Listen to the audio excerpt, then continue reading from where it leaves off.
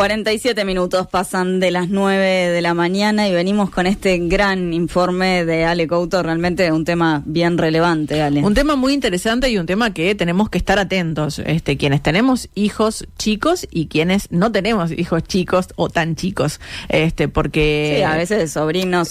Claro, gurises de la familia que por ahí los papás todavía no se han encontrado con esta realidad porque es bastante nuevo en realidad. Incluso quienes son docentes. También quienes están trabajando en la educación. Quienes están trabajando en la educación lo tienen como más incorporado y ahora vamos a ver por qué, porque bueno, hay todo un tema con Ceibal y una capacitación y bueno, y están todas las alertas como para hacer un seguimiento cuando vemos algo que llama la atención en los chiquilines. Pero sobre todo esto, ¿no? El tema de los familiares, ¿no? Si tenemos niños, niñas o adolescentes en la familia, está muy bueno tener ciertas precauciones, ciertos cuidados y charlar. Sobre todo esto, dialogar, porque no podemos prohibir, obviamente, ¿no? Vamos a hablar de violencia digital en la infancia, riesgos y el rol del adulto.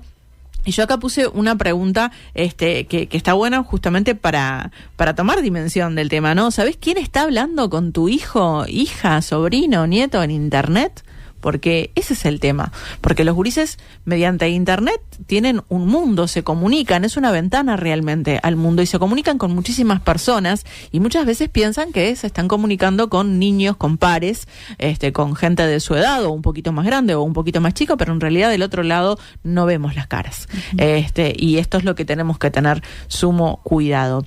Una de las primeras cosas que hay que tener en cuenta es el acceso a internet, que el acceso a internet es un derecho del niño, ¿no? No podemos prohibirlo, como recién decía, porque esto es parte del desarrollo de los niños, de las niñas y los adolescentes. Esto hoy por hoy es importante, es parte de su sociabilización, es parte de académica, de toda la parte académica, es parte de lo que tiene que ver con la diversión, porque obviamente los gurises hoy no juegan como jugábamos nosotros y no podemos cortar esto, entonces solamente podemos cuidarlos.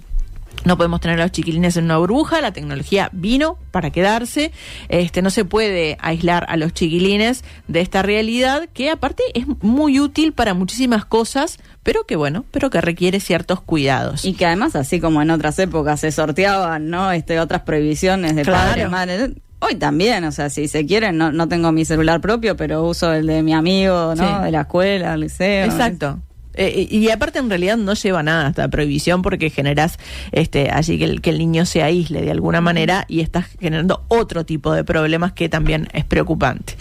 Los gurises aparte utilizan la tecnología como de manera intuitiva, ¿no? No es como que a nosotros nos cuesta más encontrar algunas cosas en internet o no sé qué querés adaptarnos decir. A algunas aplicaciones y ellos lo tienen totalmente incorporado, es impresionante, agarran un celular y andan volando, agarran una computadora y realmente la tienen muy, muy clara, pero claro, no tienen conciencia de algunos peligros.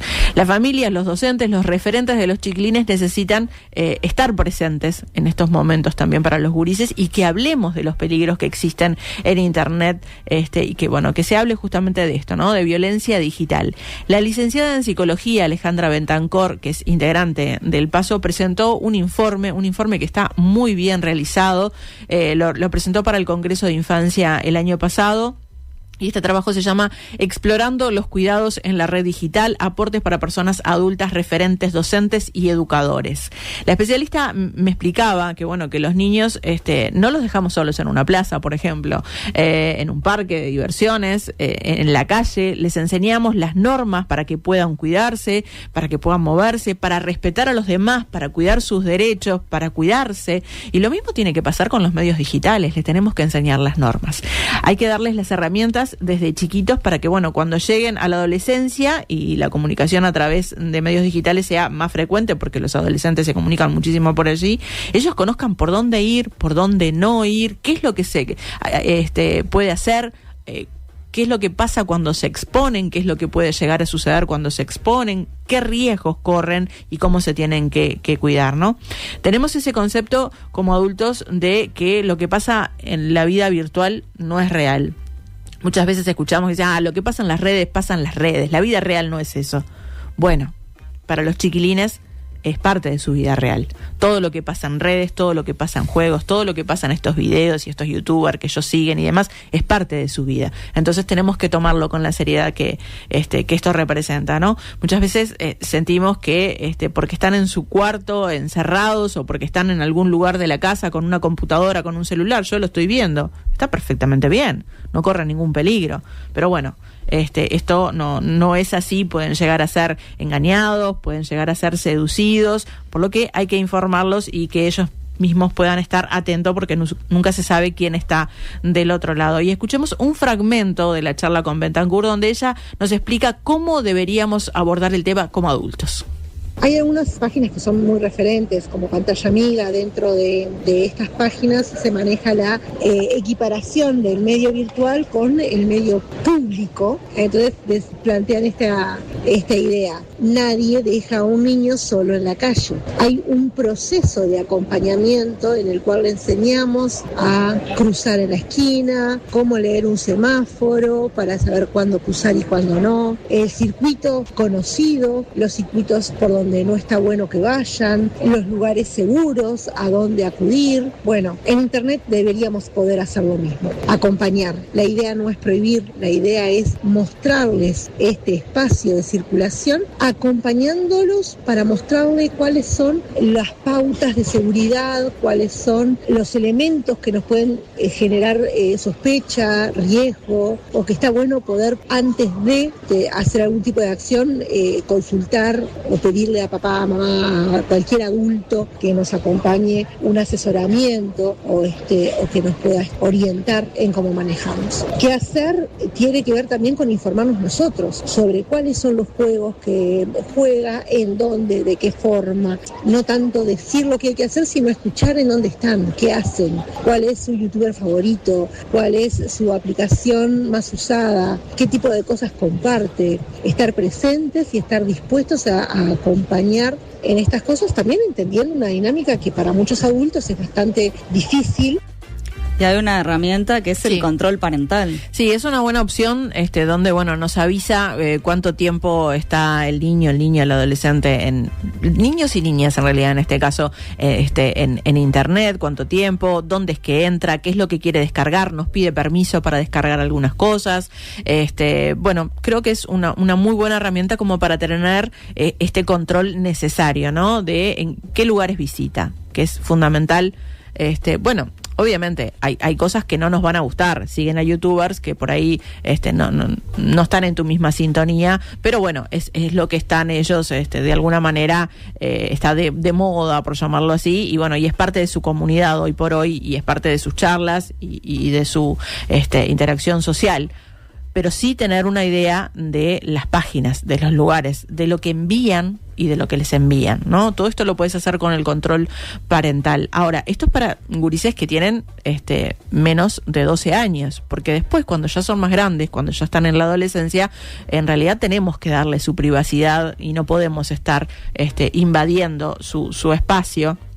Así que modo parental no es aconsejado para cuando son mayores de 12 años, pero lo que sí podemos hacer cuando son más grandes es tratar de fomentar un diálogo abierto, promover una actitud crítica hacia su actividad en Internet, en línea, ¿no? Y recordarles que, que aunque crean conocer a alguien en Internet, no siempre es así, podemos estar hablando con un desconocido, ¿no? Hablarlo esto mucho con los chiquilines.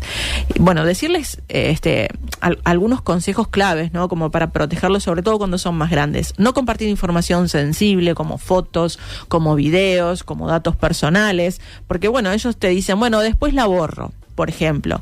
Claro, pero alguien sacó una captura, alguien ya lo compartió y en realidad no lo borrás de todos lados. Eso queda un registro y eso les puede llegar a complicar, quizás no en ese momento porque no les parece que en ese momento les pueda llegar a complicar, pero sí cuando son un poquito más grandes.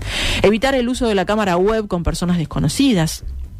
mantener lo que tiene que ver con la seguridad digital, en usar contraseñas que realmente sean robustas y no contraseñas muy fáciles, y no compartirlas, obviamente. Proteger la privacidad, o sea, no incluir nombres completos, datos personales, dirección, en qué trabaja mi papá y a qué hora vuelve, mi mamá.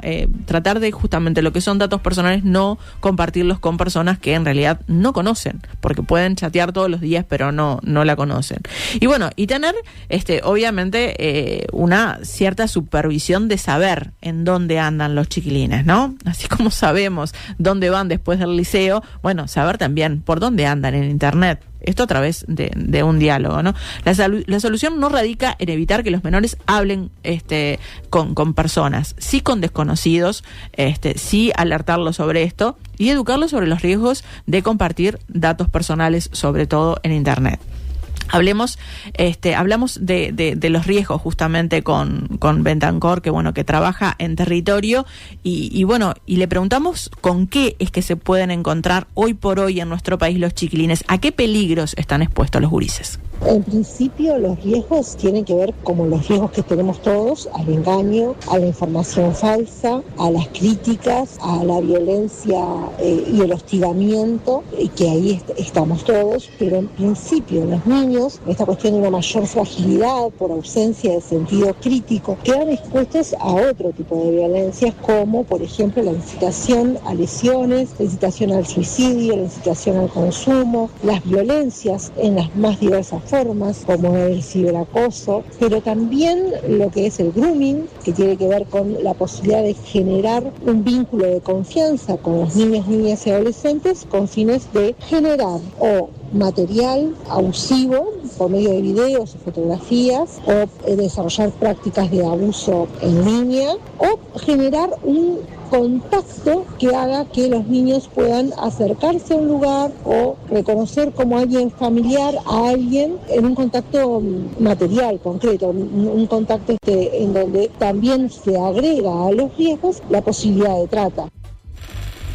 Y hay varios riesgos. Sí, profundicemos en algunos riesgos y también vamos a conocer algunos términos, porque hay muchos términos que no los tenemos incorporados todavía, ¿no? Acoso telemático, esto de stalkear a alguien. El acoso telemático implica vigilar, perseguir o intentar establecer contacto con una persona a través de medios digitales de manera insistente, porque una cosa es una vez, 2 veces, pero ya cuando esto es en reiteradas oportunidades, bueno, ya pasa a ser un acoso, ¿no? Y tiene como agravante si la víctima es menor, adulto incapaz, por ejemplo, o una persona que está en situación vulnerable. Y está penado por ley esto, que también tenemos que saberlo porque podemos hacer la denuncia, y tiene una pena que puede llegar a ser de 3 meses de prisión a 3 años de privación de libertad. Después está el fraude informático, que justamente es la obtención de un beneficio injusto mediante el uso de tecnologías informáticas, ya sea a través de engaños o manipulaciones. Se agrava obviamente esto si tiene algún vínculo de parentesco con la persona, y también tiene prisión de 6 meses a 6 años de privación de libertad. Vulneración de datos, acceder, utilizar o modificar sin autorización datos confidenciales almacenados en soportes digitales. La difusión de estos datos también es castigada. Si la víctima es menor, esto tiene un agravante para la ley. La pena va de 6 meses a 6 años. Robo de identidad. También es un acto que tiene lugar cuando alguien se hace pasar por otra persona para obtener información personal de sus víctimas y utilizarlas de alguna forma.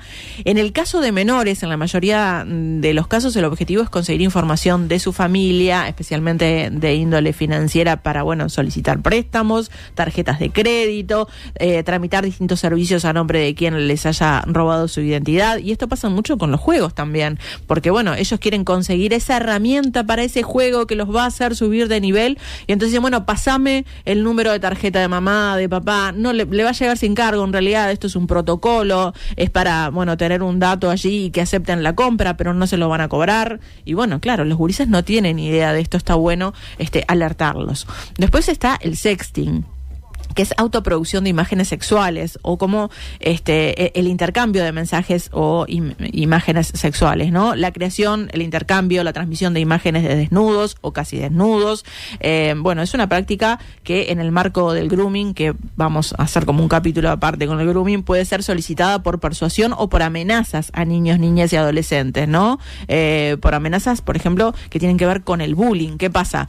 Vos me contaste esto que es confidencial, y si vos no me mandás una foto, yo voy a escribir en redes sociales que tú hiciste tal cosa. Y ahí o le voy a decir a tus padres. Con la sextorsión. Y ahí enganchamos con la sextorsión, exactamente, que es esta práctica de que una persona, bueno, justamente trata de sacar algún tipo de beneficio extorsionando a los niños o a los adolescentes, diciendo que van a difundir algún tipo de información, imagen, datos, bueno, cualquier cosa que pueda llegar a amedrentar al niño de alguna manera, ¿no?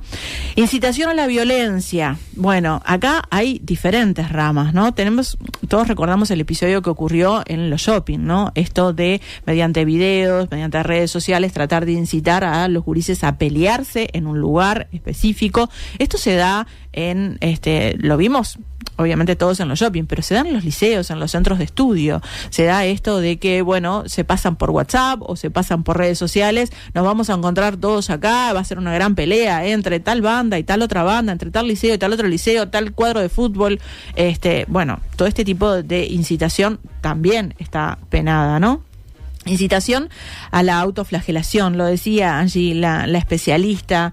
Esto también muchas veces va de la mano del bullying, esto de incitar al suicidio, a una franja etaria que está realmente compleja con este tema, que necesitan tener herramientas fuertes, que necesitan saber que tienen un adulto responsable, un adulto cercano donde ir cuando le pasan este tipo de cosas, ¿no? Porque del otro lado no sabemos cuáles son las intenciones.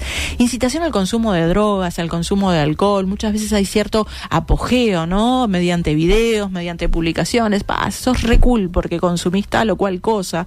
Y bueno, y hay que prestar atención a estas cosas y explicarles con paciencia, y explicarles no desde el lado de la condena, porque recordemos que esto ejerce un efecto contrario, sobre todo en los adolescentes, ¿no? Charlar sobre los juegos en línea, donde también están muy expuestos y donde también hay toda una problemática con el tema de los juegos. Bueno, vos, Luqui, hiciste un informe que tiene que ver con esto, ¿no? Con las adicciones, porque también incitan a jugar por dinero. Entonces, esto también ha sido un problema. Después está el tema de los retos. Hay también toda una línea, ¿no? de gurises que publican retos, que otros hacen retos que muchas veces son muy, muy peligrosos.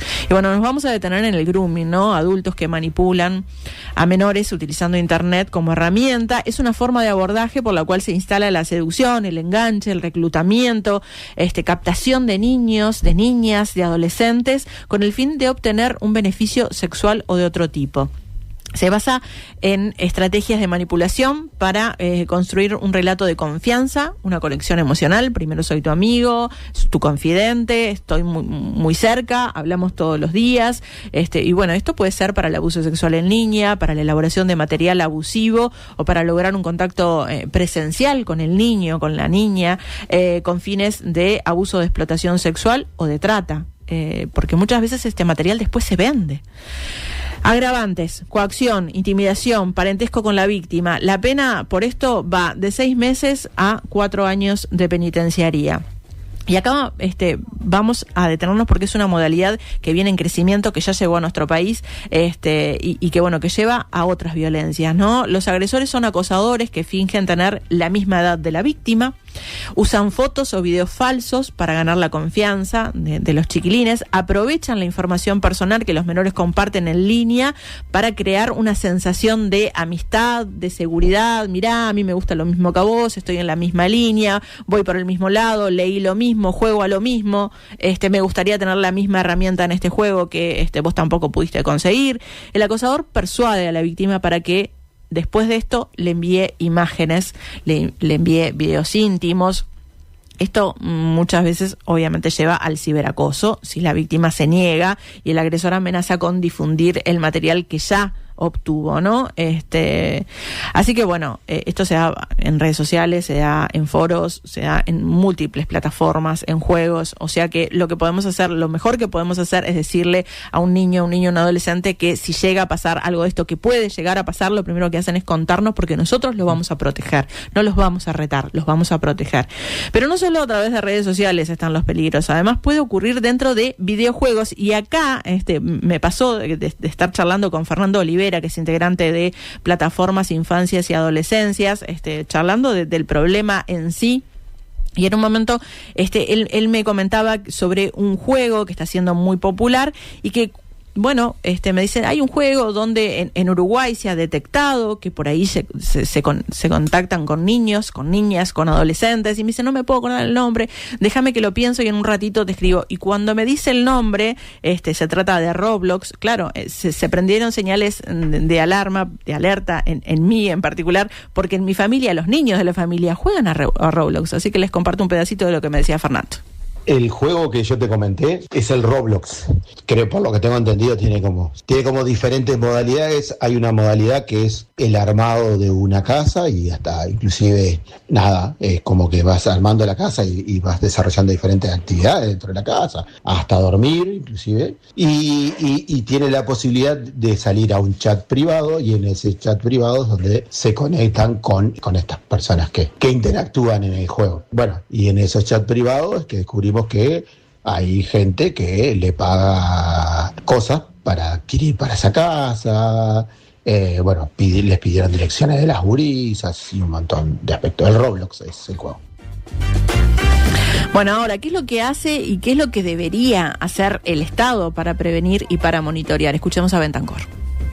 El Estado tiene una responsabilidad en tener una legislación que sancione y que dé las condiciones de regulación jurídica para poder perseguir los delitos que se dan en el espacio virtual. Ahí todavía nos queda mucho por hacer, porque también genera mucha discusión en cuanto a la libertad de expresión y también las dinámicas de control que realmente el Estado pueda llegar a tener. Mucho de este control se da por las mismas plataformas de producción o por los mismos creadores de contenido, en donde, por ejemplo, en Estados Unidos las grandes, Google, tienen sus propios sistemas de control y de denuncia, y son generalmente los mismos usuarios los que denuncian contenido inapropiado. Ahora, es importante, y ahí sí creo que está el tema de la omisión, que el Estado garantice que toda esta información, esta educación para ser un ciudadano digital, se integre en los sistemas educativos y se garantice que haya posibilidad de construir este sentido crítico y estas herramientas de protección ante las situaciones de violencia que se puedan generar en la web. Entonces sí es necesario que esto se ubique en un lugar prioritario, así como tenemos la necesidad de saber cómo manejarnos en la ciudad, en la democracia, en el trabajo, en el barrio. Necesitamos saber cómo manejarnos en la web, a qué tenemos derecho y a qué no, y eso es parte de lo que de alguna forma sí el Estado requiere, una priorización de acciones concretas y lo más urgente posible. Bueno, comencemos por la responsabilidad del Estado en cuanto a la educación. Y acá nuestro país tiene una ventaja enorme porque tiene una red de dispositivos para que los gurises estudien con una computadora que puede ser monitoreada, me refiero a las 6 balitas, ¿no? Y saber cómo usar la tecnología, participar del entorno digital de manera responsable, son algunos de los cometidos que se propone Ceibal desde su Departamento de Ciudadanía y Bienestar Digital. Y hablé con el jefe de esta área, con Pablo Pajés, y él nos explica cómo se está trabajando justamente en la prevención. Estamos trabajando en múltiples capas, como una estrategia integral de abordaje de la convivencia en contexto digital, mediante programas que se despliegan a nivel territorial, que llegan a liceos, escuelas técnicas y escuelas, a través de otra capa que es la formación inicial de docentes, en acuerdos con el Consejo de Formación en Educación, aportando a la formación en clave de ciudadanía digital con estudiantes de terceros y cuartos años de las carreras de maestro de educación primaria y maestro en primera infancia, y acompañándolos ofreciéndoles un trayecto optativo en sus centros educativos, en las escuelas donde hacen la práctica preprofesional, y obviamente eso como un elemento de contención de la expansión de las violencias en contexto digital. Y también una tercera línea que forma parte de la estrategia, que es la formación permanente de docentes, algo que hacemos ofreciendo cursos en una plataforma de curso autoasistido, que también hace un abordaje a todos estos temas, y en particular para docentes el curso de prevención de riesgos en el contexto educativo, que hace un abordaje con foco en las violencias digitales, con foco en el ciberbullying, con foco en los discursos de odio, en la violencia de género, y busca aportarle a los docentes una guía, una instrucción práctica, concreta, para hacer el abordaje en aula cuando emergen también esas situaciones, o bien lo pueden hacer de forma preventiva. Bueno, además se hacen talleres en distintas ferias, en distintos eventos para prevenir los discursos de odio. Se realizan fichas didácticas orientadoras para abordar el tema en clase para los docentes. Tienen podcast al respecto para informarse. Y bueno, se están elaborando cursos junto con UNICEF dirigidos a las familias para asesorarlas sobre el tema. Eso todavía no está, pero ya se están elaborando para justamente no tener esta guía también de parte de Ceibal. Pero también es fundamental el monitoreo, ¿no? ¿Qué es lo que se hace desde Ceibal?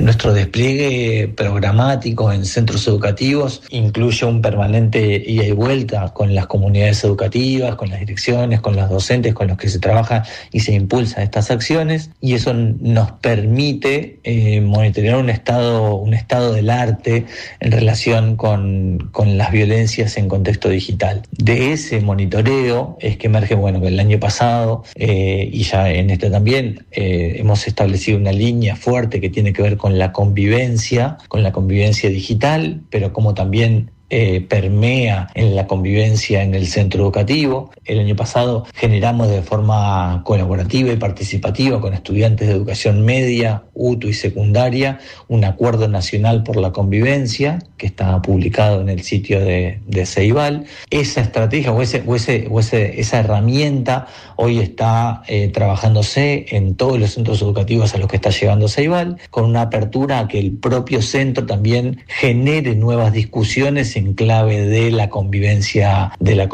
digital, y eso de vuelta pone en un mismo plano a estudiantes y docentes en pos de un lugar común, que es favorecer la convivencia, integrando bastante lo que es la convivencia digital y no digital, o sea, en el centro, teniendo como un marco común para su revisión. Bueno, datos concretos. 1 de cada 3 adolescentes ha pasado por una situación de violencia en línea. 1 de cada 3 adolescentes. Y hay otro dato que es más alarmante todavía. 1 de cada 4 niños recibió mensajes con contenido sexual por internet. Estos datos surgen de Kids Online Uruguay para UNICEF y bueno, justamente Pagés hace referencia a estos datos. Escuchemos lo que nos decía. Nosotros tenemos el informe de Kids Online, que fue elaborado junto con UNICEF y la Universidad Católica. Son datos que han permitido dar luz a un estado de situación. Algunos de los datos clave en relación a violencia digital, antes de que 1 de cada 3 adolescentes ha pasado por episodios negativos en redes. Un elemento que también desmitifica bastante sobre el tema de las violencias digitales, que tiene que ver con el ciberbullying, ¿no? Que uno a priori lo podría asociar a personas desconocidas, y sin embargo los casos de maltrato en línea mayoritariamente se asocian con personas identificadas como amigos o amigas cercanas a la persona víctima de este maltrato digital. Solo 1 de cada 4 serían personas desconocidas. Entonces esto nos pone como el foco en cómo se construye también el tejido dentro del propio centro educativo. Insisto que el documento de de Kids Online es un documento clave para objetivar estas cuestiones de las violencias en contexto digital, complementario a todas las evidencias que a nosotros nos surgen del trabajo en territorio y que también, o sea, muchas docentes también se ponen en contacto con nosotros vía correo electrónico. Bueno, si pasamos a hablar de casos concretos, recordemos que en septiembre del año pasado un hombre fue condenado por grooming, se lo condenó a 5 años y 4 meses de privación de libertad, porque en abril de 2021 el ahora condenado se comunicó a través de una red social con una niña de 8 años, la contactó usando un perfil falso en el que se presentaba como un niño de 12 años. Bueno, lo que pasó fue que en un momento empezó a pedirle a la niña fotos y contenidos que la niña obviamente se dio cuenta que esto no estaba bien, que había algo raro, le dijo a sus padres y por ahí sale la denuncia. Al momento de la condena se había identificado a 12 víctimas, todas menores, entre 8 y 13 años. Las contactaba por Instagram, por TikTok y después pasaba a WhatsApp, a hablar con las gurisas por WhatsApp. Después de este caso, Fiscalía emitió, ante el aumento de casos de grooming, una serie de recomendaciones para detectar y prevenir este tipo de delitos a través de Internet. La preocupación por el incremento de perfiles falsos utilizados para el acoso sexual y la extorsión de menores de edad llevó justamente a esta iniciativa. Javier Benech, que es vocero de Fiscalía, señaló que los padres deben estar cerca de sus hijos, hablar sobre estos temas, estar conscientes de que existen personas maliciosas que pueden aprovecharse mientras juegan en línea o mientras utilizan redes sociales. Y hace unos minutos hablábamos de las penas, ¿no?, para ciertos delitos, y esto nos hace pensar en cómo se aborda desde el Ministerio del Interior. Este tipo de delitos son abordados por la Dirección Nacional de Políticas de Género. Y hablé con el subdirector, con Richard Gutiérrez. En el diario Desarrollo Profesional vemos que se manifiesta o se visualiza esta violencia digital. Podemos mencionar, por ejemplo, el envío de mensajes intimidatorios o amenazas, es decir, comportamientos que buscan asustar, intimidar o amenazar a la víctima, y esto particularmente lo vemos que son un público bastante vulnerable, los niños, niñas y adolescentes. También insinuaciones inapropiadas o ofensivas, ¿no?, mensajes o comentarios que puedan ser considerados ofensivos, humillantes, amenazas o revelación de información personal, la divulgación de datos privados sin consentimiento, la divulgación de fotos, videos íntimos, algo que también particularmente de una perspectiva de enfoque de género vemos que se da muchísimo afectando a niños, niñas, adolescentes.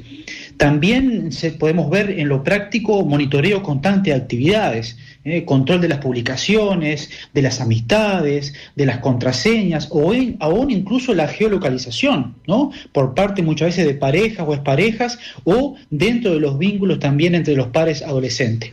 Uso de perfiles falsos o suplantación de identidad, y también particularmente entendemos todo lo que refiere a la difusión de contenido sexual sin consentimiento, compartir imágenes, audios o videos íntimos de una persona sin su consentimiento, que es un delito en nuestro país también a partir de la ley 1580 y que especialmente afecta mucho a niños, niñas y adolescentes. Específicamente, ¿cómo se está trabajando la violencia digital contra niños, niñas y adolescentes desde el Ministerio? Una primera pata muy importante es todo lo que refiere a formación hacia la interna de nuestros funcionarios y funcionarias, y que particularmente llevamos ya hace un buen tiempo con mucho éxito una experiencia de un curso sobre violencia sexual hacia niños, niñas, adolescentes, donde se aborda específicamente la violencia que se da en los entornos digitales. Pero particularmente para el presente año y dentro de esa oferta educativa de esta Dirección Nacional, hemos diseñado para poner en práctica un nuevo curso que hemos denominado Violencia Basada en Género y las TIC, donde se va a priorizar especialmente niños, niñas y adolescentes. En un segundo bloque, en lo que refiere a prevención, y tal vez una de las cuestiones más claves e importantes en todo esto, me gustaría destacar dos cosas. Por un lado, estamos trabajando desde el Ministerio del Interior en una campaña comunicacional, en un programa de fortalecimiento al acceso a la justicia de mujeres y niños, niñas y adolescentes, particularmente en el ámbito rural. Una campaña con un diseño de afiches, de spot, de piezas para las redes sociales, a fin de visibilizar la violencia basada en género y generaciones que particularmente se da en el ámbito rural. Y ahí también entendemos que hay una gran dificultad, pero también desafío que tenemos, porque sabemos que los entornos digitales también han llegado al ámbito rural, y ahí hay que también trabajar fuertemente en la prevención. Y por otro lado, estamos trabajando ya hace un tiempo con un programa denominado H&M, que es un subcomponente del componente de género del programa BID. Este programa, que se ha aplicado en otros países, lo que busca es trabajar específicamente la prevención en la violencia entre pares de contexto de vulnerabilidad, especialmente entre adolescentes de 13 a 15 años, y lo que se busca es trabajar los estereotipos de género, que justamente muchas veces es lo que hace que perpetúe la violencia basada en género en estas franjas etarias. Bueno, este último foco en adolescencia se va a hacer en convenio con ANEP, con InMujeres, para justamente dar herramientas y trabajar en la prevención de la violencia entre pares, sobre todo con el foco en violencia de género, ¿no? Así que bueno, muchísimo por hacer, queda tarea hecha para todos los adultos responsables que tienen algún niño, niña o adolescente en la familia. La verdad que sí, Ale, gran informe, como decíamos al principio, muy útil para adultos y adultos a cargo de menores, de adolescentes. Muchas gracias. A ustedes. Ustedes quédense porque luego de la tanda se viene el periodismo improvisado de Nelson Turco Cecín. M24